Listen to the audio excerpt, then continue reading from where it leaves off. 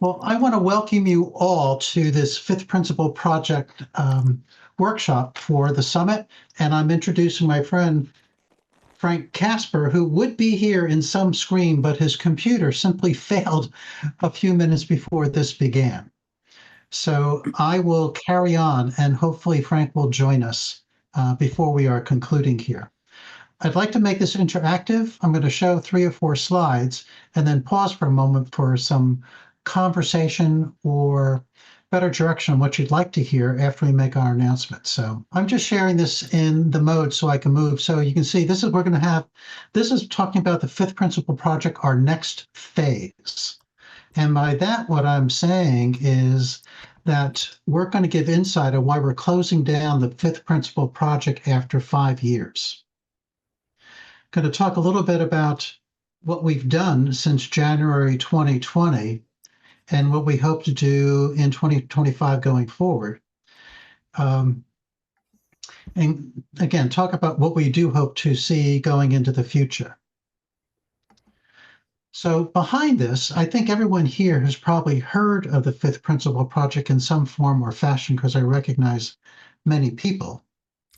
But we started off in January of 2000 as a grassroots initiative to gather into community Unitarians and Universalists. That was one thing, simply to gather people together. But we wanted to do it for a particular purpose, is to reinvigorate the right of conscience and renew the democratic process in the governance of the denomination. And I'll pause. The association is a business organization.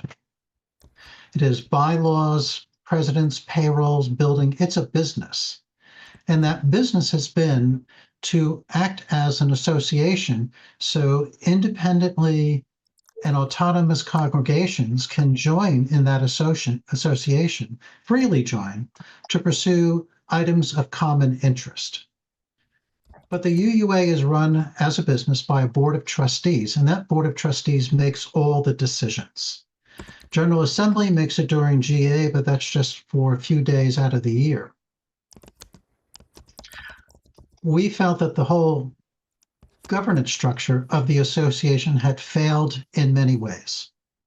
One of the things we hope to do is to work for a better regional election of members to the UUA board.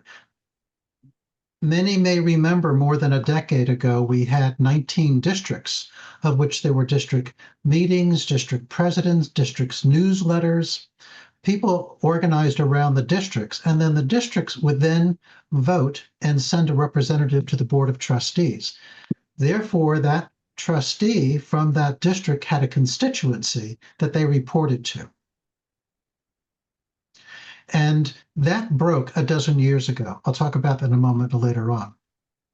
So we wanted to reestablish some local cluster of congregations within the regions, because our regions, at least where I am here in the South, the Southeast region starts in Texas, ends on the East Coast, and goes, I think, from Tennessee all the way down to the Gulf Coast.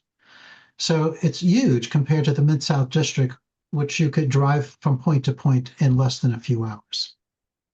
And then we also took as a guide this recommendation made in 2009, sponsored by the UUA, that basically said, after a year of research, that General Assembly, the other governing force within the association, other than the Board of Trustees, the General Assembly was completely broken with regards to how and it managed the business, basically saying it was not possible to run the business of the association. So neither the trustees nor the General Assembly were providing us a democratic platform to move forward. So we concluded, after 5 years, that the democratic process cannot influence the direction of the association. I'm sure many of you are going to be shocked and surprised that we made such a statement. No, joking. But before I go on, is there anything that people would like to hear or discuss before I go on? Because I want to talk a bit about what we did, but I also want to make sure that people are understanding that this has been a huge effort by just 2 individuals that then found support from UUs all across the nation. Okay, Danny, so go I ahead. see that Danny's hand is raised. If you would unmute yourself and ask your question, please. Yes, I'm relatively new to formal membership in UU within this last 5-year period. And frankly, what I'm hearing now is a relief and confirms what I have observed. And in my congregation, they claim they're being democratic and they're not, and they believe they're BS. And it has been very strange. And I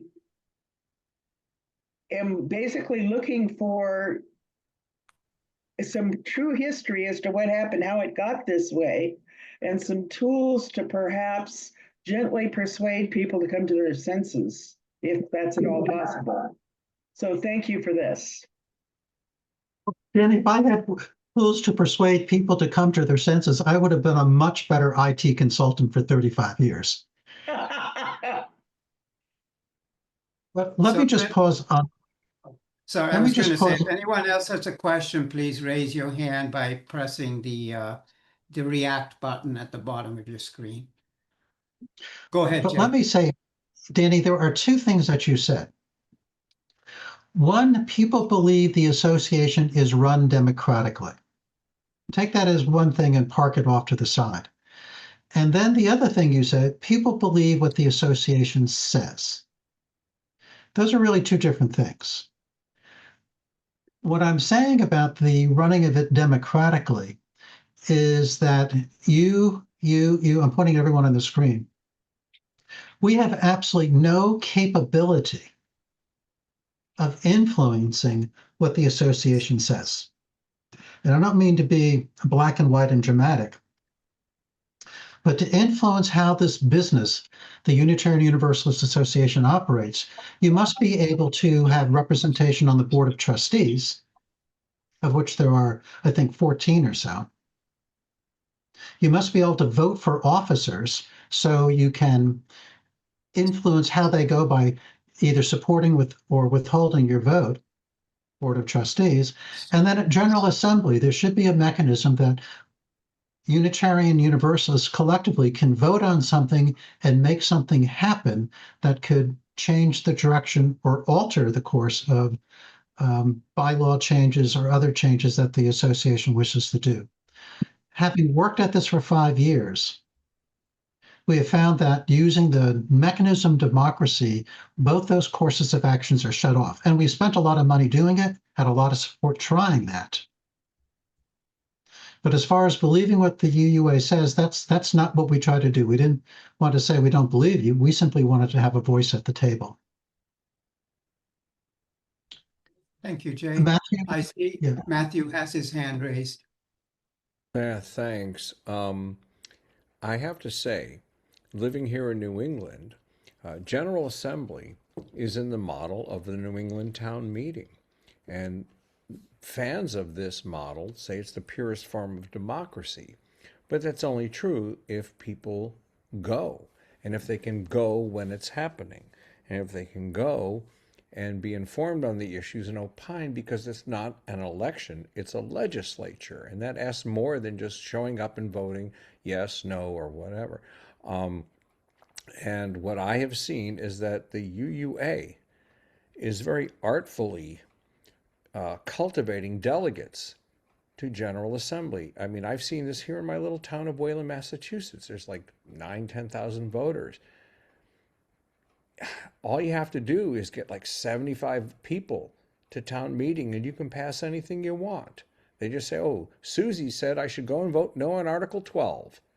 And that's democracy? No, it's not. But Unitarian Universalism in general asks something of us, right? That whole free and responsible, or the old wording, disciplined search for truth and meaning, right? It asks something of us. And are we being encouraged to do that or not? Well, that's the question. I just wanted to put that out there. What do we even mean by democracy? That's all. Something to think about. Thanks. Jay, well, you make a good point, Matthew, about curating votes. So among the things we recognize at General Assembly, this goes back to 2009 about that Fifth Principle Project Task Force that did a long study before all the white supremacy talk, which happened in 2017, said several things. Number one, delegates come to General Assembly without any clue of what they're really voting on or the implications of their votes. Number two, only about 60%, if that, do congregations send delegates. There was a cost factor that's been removed by doing a virtual non-paid delegate. That's good. But the still basic problem is who goes and what do they know? And then there's a more insidious institutional problem about voting at General Assembly. So in our congregations, according to the bylaws and how we can divvy up our congregation into delegates, we basically get one delegate for every 50 person in your delegation, in your congregation. You have 200 members, you get 4 votes. So the congregation then selects the voters. However, there is another section in the association bylaws that allows the UUA to supersede the individual congregation's authority and delegate their minister as a delegate. They can also delegate your director of religious education as a delegate. There's some requirements about being part of an association and good standing, et cetera. But basically, they create a voting block. And we saw this in 2019 when, quote, 300 and 500 ministers within 24 hours of Reverend Todd Eckloff handing out his book were able to organize and assign a letter. So the voting block at General Assembly is not only unrepresentative congregations, but is heavily weighted to professional organizations that have an incentive to vote with their boss, basically. Okay. Yeah, I'm going to go on with the slides unless someone wants to pause, and I'll pause after a few moments again so people can chime in again. But I want to stress as hard as I can, Frank and I did an in-depth study, we ran candidates, we bought booths, we tried everything, and found out that individual UUs, number one, can't organize by vote. We don't have any place to gather together. And it is difficult to overcome professional organizations like ministers or DREs and the ability of the association to set the agenda and control the communication. And so welcome, people... Frank. Welcome, Frank. I see you've just joined us. I'm having Hey, Frank. Yeah. I'm glad you're here, buddy. Thanks. What's the discussion? Well, okay. So as we observed, I'm just going to go through a few things here. We did not give up easily, but we did recognize that there was something that needed to be changed. And if we could get some encouragement that change was possible, we would have continued. So behind this, and I'm repeating this things that I've said earlier, I can't emphasize enough the control that the UUA Board of Trustees has. It runs the association, that is the business of the association. I think 12 or 14, I think there's 14 or 15. But the key thing here, as I mentioned a dozen years ago, when my district voted, we sent a representative, Lynn Conley, my buddy. She represented us in the Mid-South District. She was a representative delegate to the Board of Trustees. I think it was in 2012. When the districts were eliminated, that process of sending district-voted delegates to the Board of Trustees ended. But more importantly, underneath of that, every member of the Board of Trustees became an at-large board member, meaning they represented no constituency. They were all at-large. In effect, it isolates the diversity perspectives that we have on our faith movement when you have a board member that has no connectivity back to the actual pews of the churches of the people who sit in those. And as I mentioned, General Assembly, the other governing body, had remained broken from the day it was discovered in 2009. I just want to give you 2 bits of under the cover chat. So how does one become a board member? As I mentioned earlier, districts used to hold their districts meetings and elevate someone through a vote within the district, and that person became a trustee. Once the districts were eliminated, this bylaw, if you burrow down into Article 9, Section 9.10, subsection A, reads election by ballot, encouraging. Voting shall be by ballot, except that if only one person has been validly nominated for an elective position at large, the person so nominated shall be declared elected and no voting shall be required.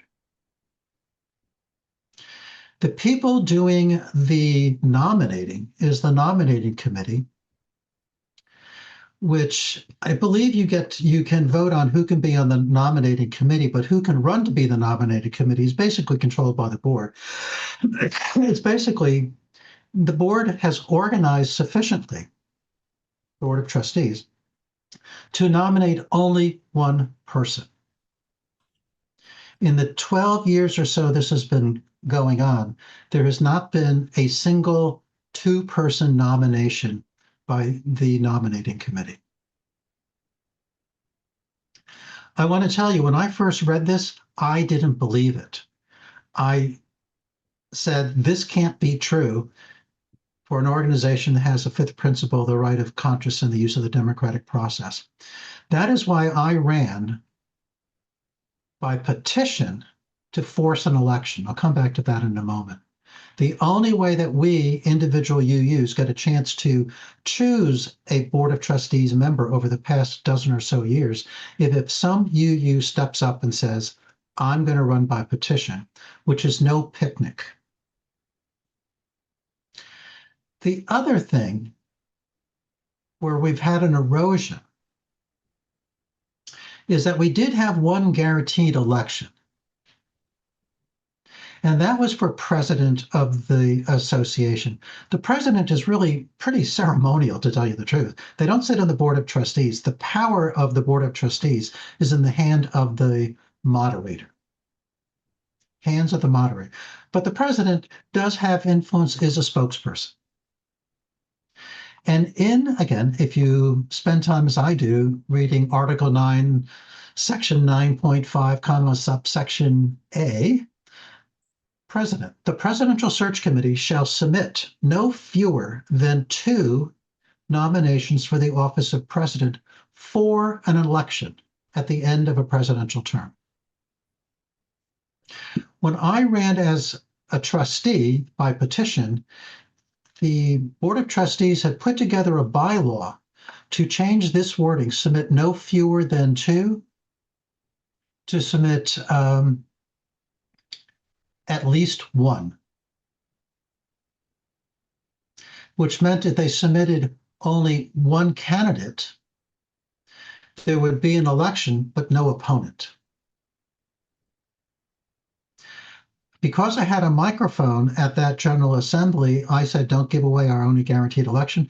That bylaw amendment that the board had put forward was defeated. So on the books at the time of Sophia Betancourt coming around for a new nominating committee from the Presidential Search Committee, even though it says no fewer than 2 nominations for the office of president for election, only one person, Sophia Betancourt's name, was put forward. I actually wrote to the current president at that time, Susan Frederick Gray, for reasons I don't understand, answered my emails all the time and had a good conversation.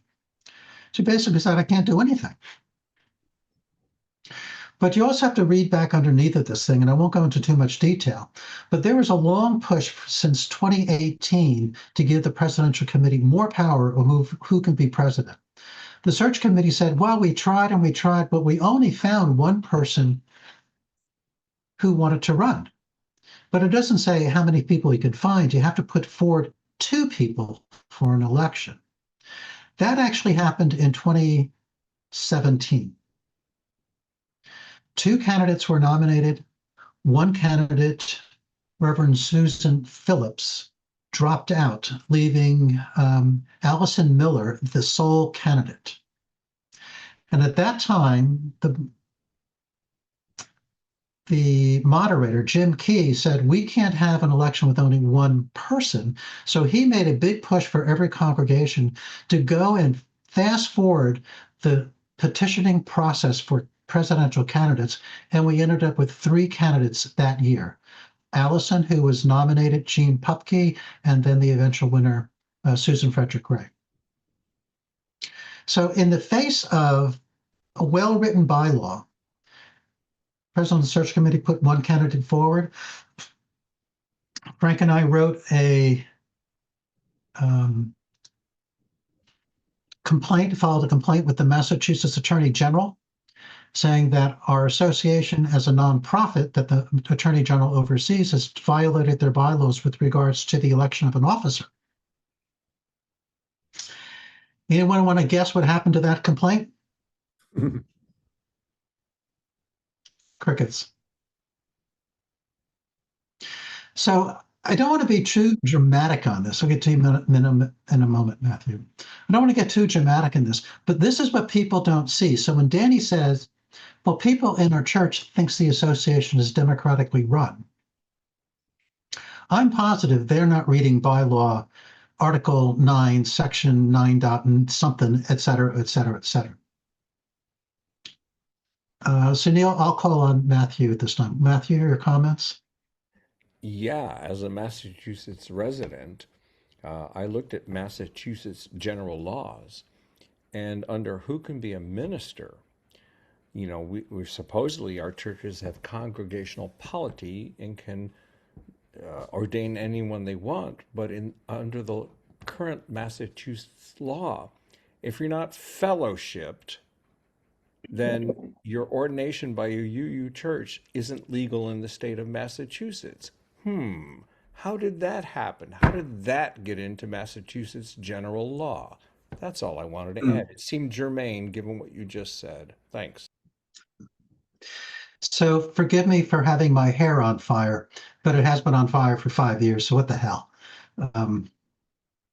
This is shocking You in information. the crazy world of Arthur Brown, right?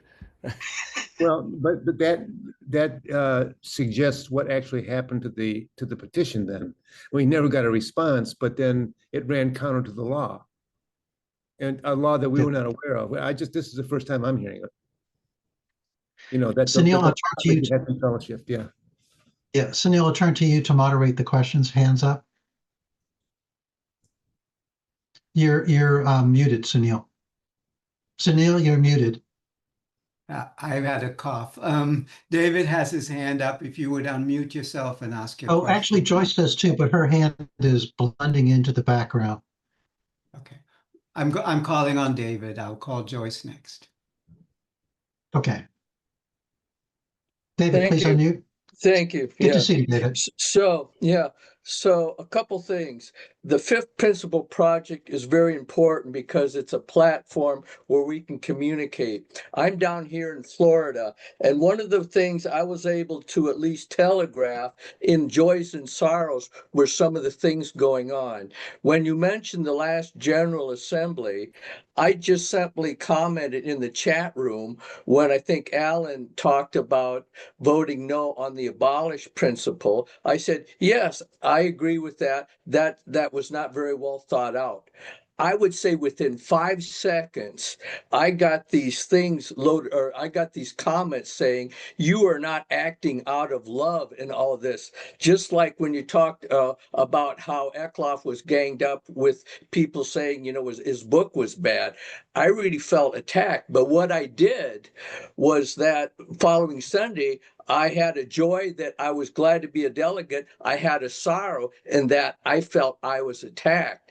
And I think where a lot of us are so frustrated is that we're aware of some of these shenanigans going on. A lot of you are further down on the learning curve and are really don't care about what happens at a higher level. To counter that, what I'm trying to encourage is to have watch parties. Like I posted that NAUA thing, and come on over and watch with me.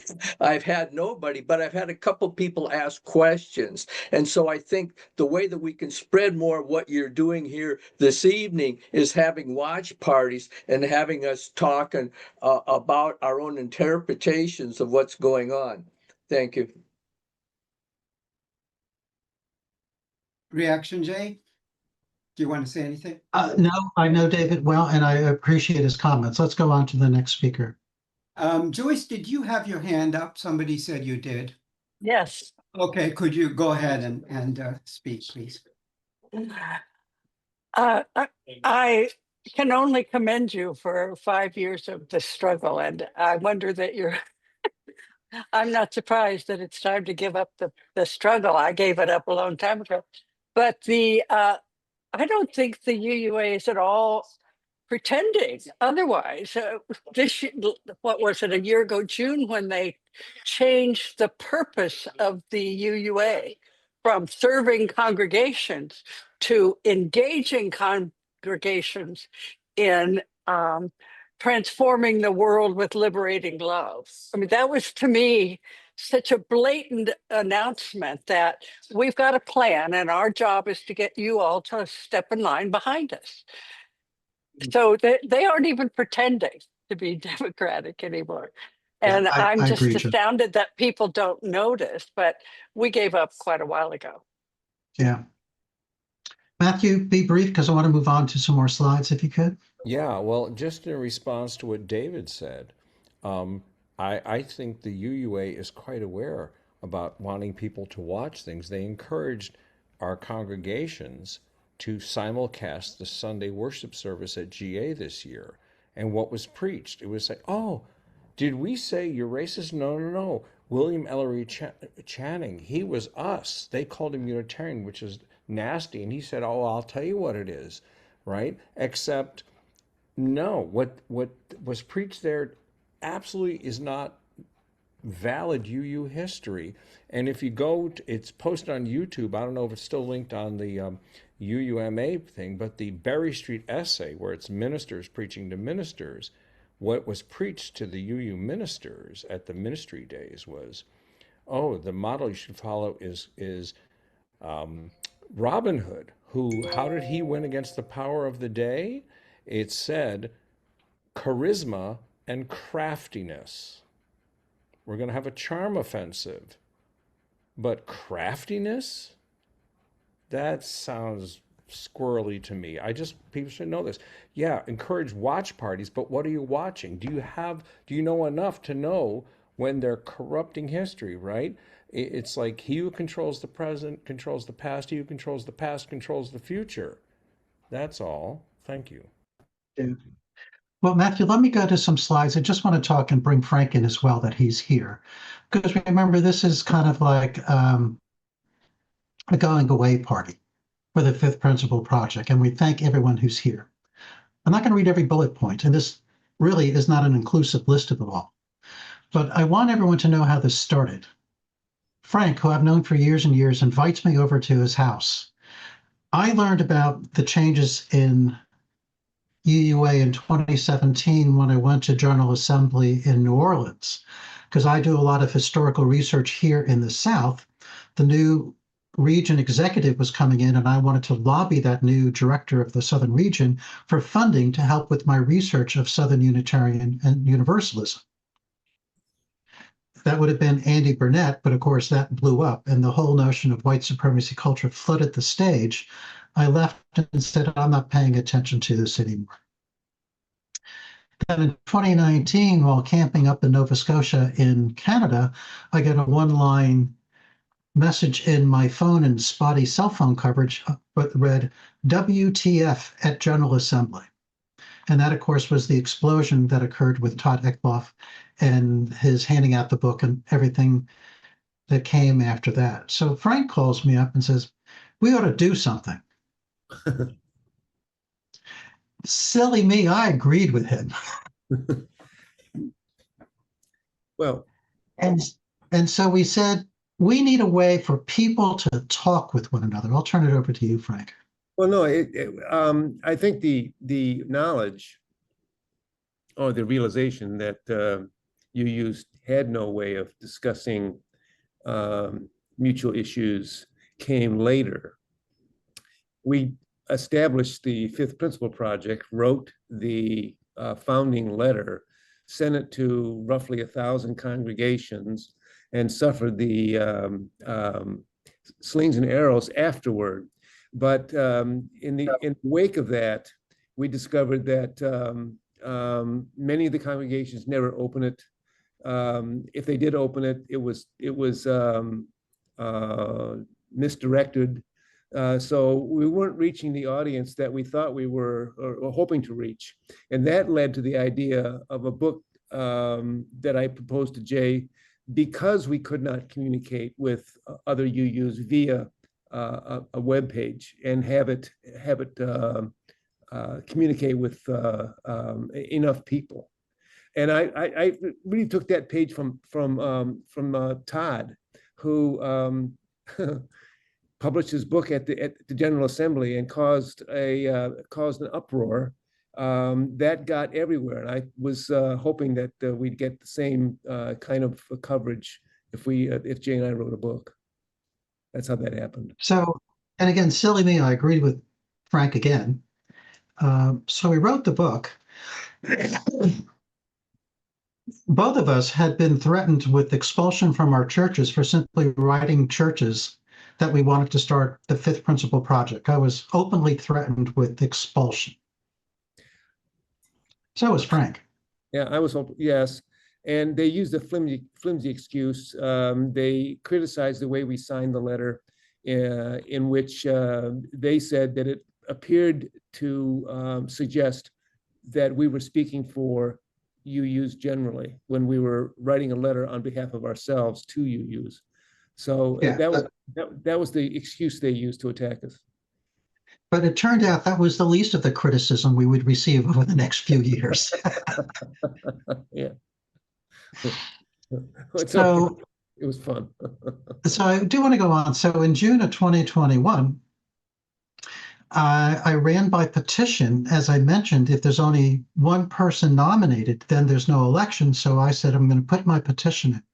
And thankfully, we had the Fifth Principle Project platform in place that we could reach out to people, and I can get petitions signed from 10 different churches, no more than 10 from each, needing 50. I fulfilled that requirement instantaneously, simply by asking. So there's huge support, and only because we had a platform, I think, as David said, as the website, that was possible. But then when I started talking to folks at General Assembly, at the association, how would this election be run at General Assembly? And I want to share a quote that I'm giving to you word for word upon that question. How will the election be run at General Assembly? The answer was, Jay, we have no institutional memory of ever running an election for a board member. That's what had occurred. So we took the proceeds from the sale of our book and bought the cheapest booth we could get and requested a booth under the name of the Fifth Principle Project, with me as the candidate running under the Fifth Principle Project banner, until we received several letters saying that our booth application was rejected because people had said it was causing harm.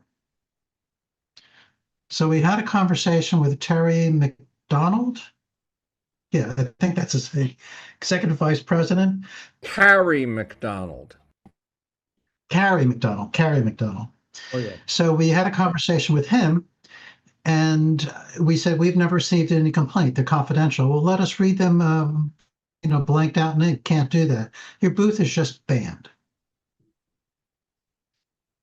So we worked out an agreement to get a booth. So, and I have to say, one of the functionaries in the back of this conference, this Zoom conference, when Carrie said your booth is banned, her body language changed enormously, thinking, are we actually going to ban a petition candidate a booth? So it worked out some convoluted compromise. But then they said you can't sponsor your book there. You can't mention your book at your booth.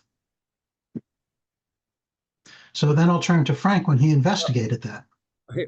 What I did was eventually what I asked them to do was give me a list of the books that are banned at this GA. And they said there are no other books, it's just yours. There were other books being promoted because I found one. That's what prompted my question. That's why I called and prompted my question. They said, no, we're just banning yours. I mean, they said it just like that. Won't go through all this, but I had an impact, and the impact was being able to defeat that bylaw to change the presidential search committee.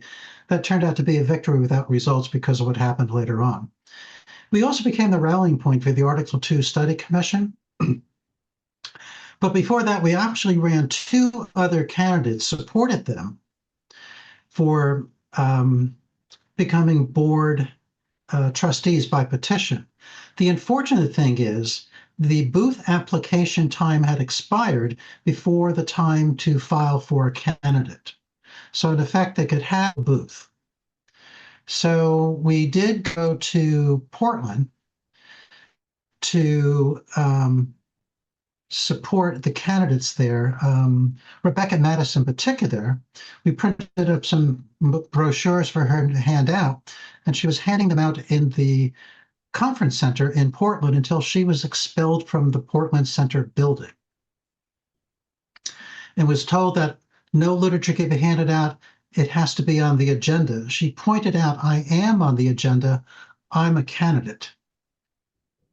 But still, they sent her out to stand in the free speech zone outside of the General Assembly building. Just want to make sure you all understand, there are steps that would be taken that didn't need to be taken to diminish the capabilities of people influencing the election. The other thing, we also made a candid point to publish on the Fifth Principle Project harm that was being caused in other congregations by the application of this, you're white supremacists and decentering whiteness, et cetera, et cetera, et cetera. So we received a very thoughtful story from a older couple in Cincinnati, published that letter of the harm caused to them. And then, independent of my work on the Fifth Principle Project, I was also a director on the Unitarian Universalist History and Heritage Society. And then I was expelled from the History Society for causing harm, even though I did not write a single letter, a single word. But go on, I'll just say a few things. So we supported the launch of NAUA. We supported Kate on our GoFundMe program. We funded to the tune of $4,000 the UU the Conversation in opposition to the Article 2 at the 2024 General Assembly. And with the premier booth of $4,000, you get to put a 3-minute video up. You can get email folks out. You can send text messages. You have got a lot of ways of communicating to everyone at General Assembly. We paid our $4,000. 36 hours before General Assembly was to begin, we get another email from Carrie McDonald indicating that all our deliverables have been banned,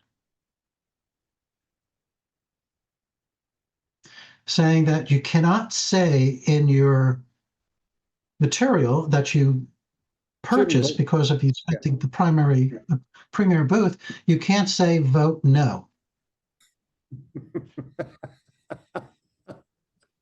I'm sorry, I still find that funny. I know. So within a 12 or 14-hour period, we reworked everything to say no without saying no. But again, I want to say it is an indication that wasn't necessary. That was not necessary to do. But it was a brushback, fastball coming inside to batter. even though Article 2 passed, it was a bylaw which needed a 66% two-thirds vote.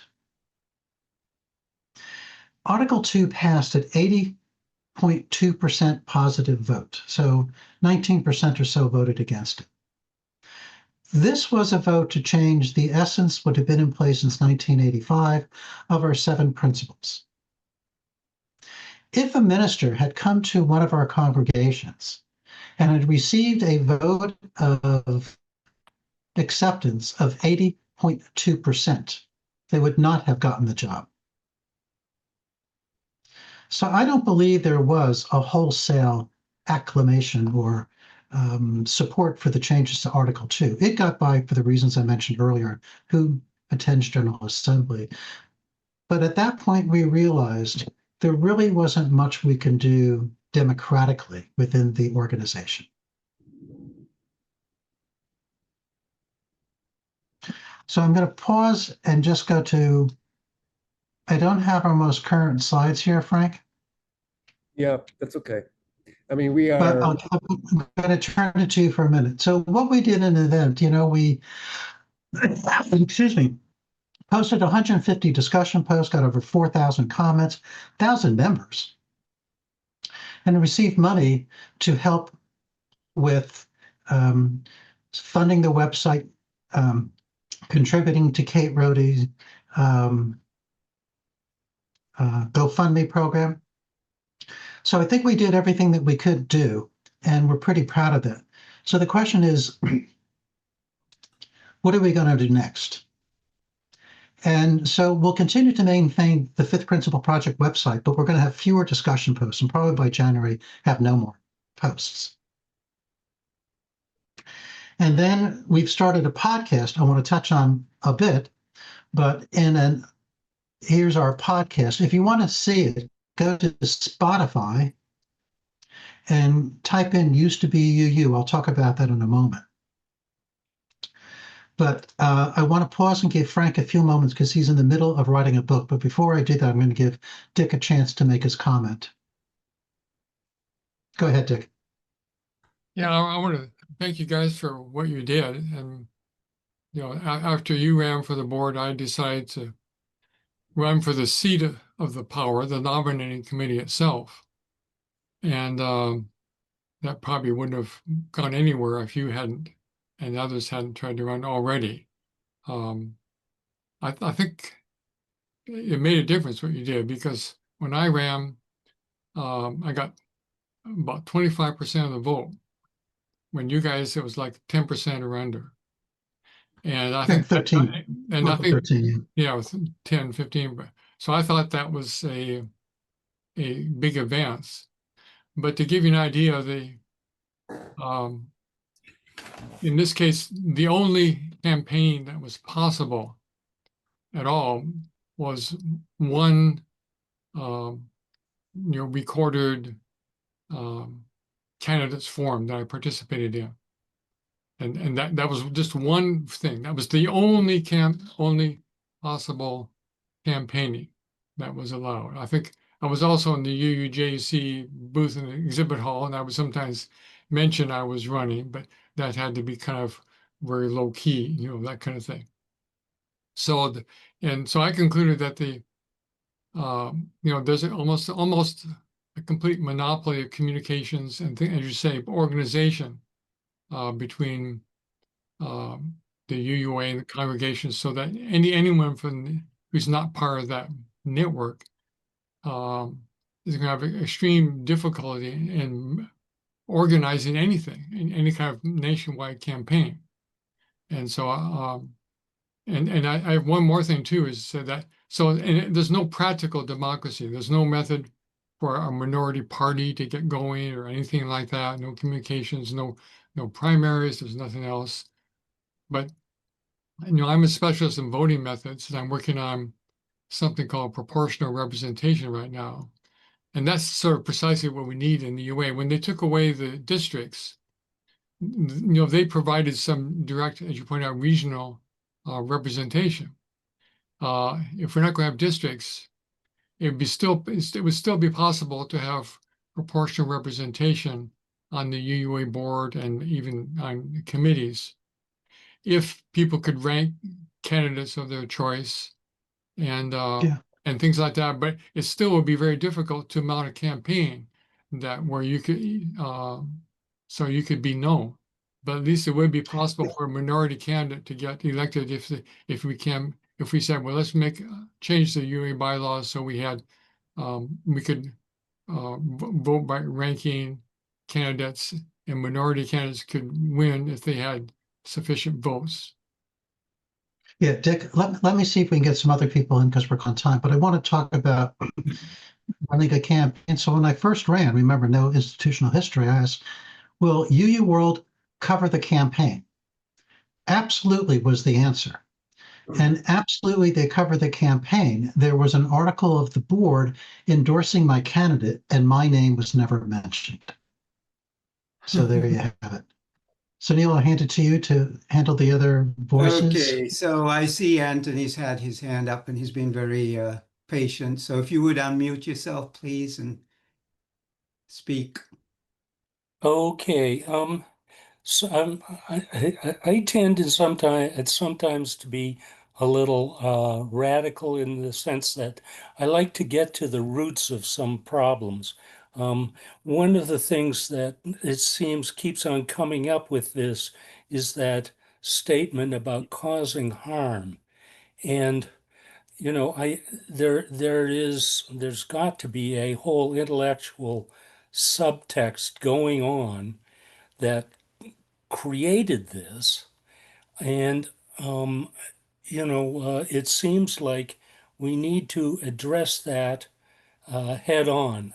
It has been addressed by, referring to Haight's coddling of the American mind and saying, basically, hey, if you can't have a a harm-free zone, we all hurt each other now and then, and that's for granted. So, what your whole argument is bogus.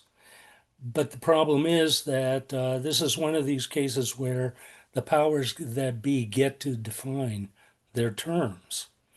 And what needs to be done is something along the lines of a semantic, syntactic type of analysis that says, look, you have to talk about this in a more reasonable way. It's related to a similar problem that the problem with anti-racism, that went off the rails back at the time that Thandika got kicked out for her criticisms of it. And, again, the same sort of thing. The way white colonialism is preached as a doctrine in the UUA is racist. But what can we do about that? There are some battles that need to be fought on the intellectual level to even get a debate going. So that's my rant. Thank you. Let me make one comment, then turn it to Frank so he can talk about his book. The roots of the causing harm are, we well know that. It comes right out of second phase postmodernism, critical race theory, and it's as clever as crap if you think about it.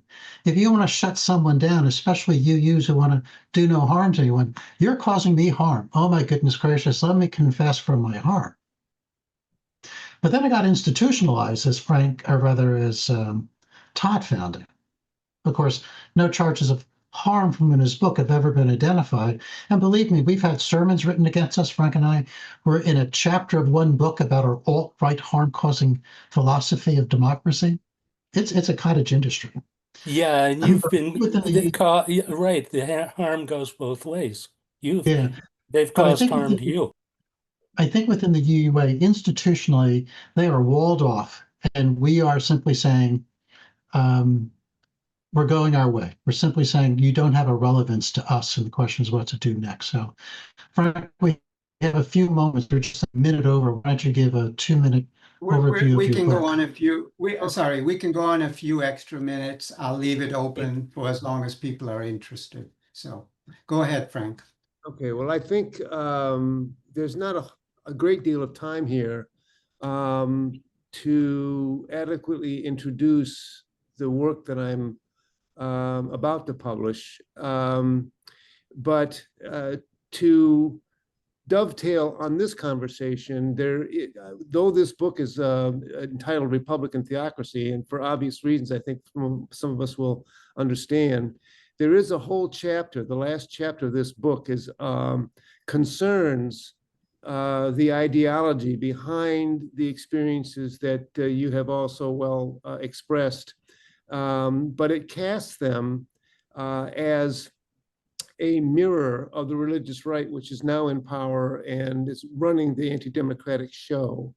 So I think that the ideology, as I articulate in the book, that has captured the UUA and has run away with it, are a foil for the religious right, who wants to characterize everyone that does not agree with them as an example of what you saw with the UUA. And that has been a successful strategy. I mean, it's the focus of the right on the cancel culture as being typical of liberals. And the irony is, both illiberalism on the one hand, that is the brand that we are familiar with, the UUA, and the religious right have one thing in common, and that is an opposition to the democracy that we have all known. I just think that the people like the UUA, the ideology behind the UUA, does not understand that they are actually helping the people that they're opposed to. I'll leave a more thorough introduction to the book. I'll make it available somehow, but I think at the moment, I think the discussion regarding the history of our efforts, the reasons that they failed to materialize, are sufficient for this presentation. Yeah, I recommend people go to Spotify, type in "used to be UU." We have several seasons in there. One is we took our book and we created a podcast using Gemini, Google's large model, and we submitted our text chapter, and then two people begin discussing it. And they do such a wonderful job of discussing our chapter in such a human-like way. Halfway through one of the discussions on the chapter I wrote, I said, crap, I should have had these people write it. It's really good. Yeah, and I will say that So we have a podcast of my book out there as well. we only have your introduction out there, but we did gadfly papers and certain things from certain posts from the Fifth Principle Project. So if you're driving along in your car and you want 20 or 25 minutes of entertainment, go to Spotify. Used to be UU, that's our podcast, and choose one of the episodes from the various seasons that we've put up there. I do want to make a note that I think Joyce said, and I think Judy also responded. Why do people come? Judy? I don't think they come for the UUA anymore. I think people go to church, and this was our problem. People go to church because they have their choir, they have their friends, they have their social hours. And the vast majority of UUs who we wanted to engage on the fight for Article 2 simply said, doesn't concern me. Yeah. I mean, so the opposition of the leadership was one thing, but the lack of attention in the general population was quite another. Yeah. But it also achieved, but the UUA has achieved now what I was engaged, at least, and Frank and many others, but we're no longer engaged. The UUA has become irrelevant in our lives. And now my campaign is to warn people about their mosaic, the religious training, which is based on decentering whiteness. Yeah. That is the religious education program. So when people say, what do you get from the UUA? Well, we get our RE curriculum. I urge everyone who has influence over RE curriculum research to go onto Mosaic, on the UUA website. I think, Terry, you're going to get the last word here, girl. You're on mute. Terry? Thank you so much. And Mr. Hamlin just said what I wanted to say. You guys are my heroes. I really love you both so much. When I first met you, it was like Christmas. I was so, so happy when we met in Atlanta. And Jay, I'm so sorry I missed you a couple of weekends ago when I was in your neighborhood. But thanks for all you've done. It's superhuman. And we'll have it forever, but it sounds like you're continuing. So we're all lucky, and I cannot wait to go to Spotify and check you guys out there. Thank you, Terry. Right. Okay, So and now- on that note, we'll end, but I do want to let everybody know that this video of this recording will be available after now, and I believe the chat will also be available. There was a lot of interesting comments in the chat. So thank you, everybody, and thank you, Jay and Frank, for and Sunil, thank you so much, Sunil, for hosting.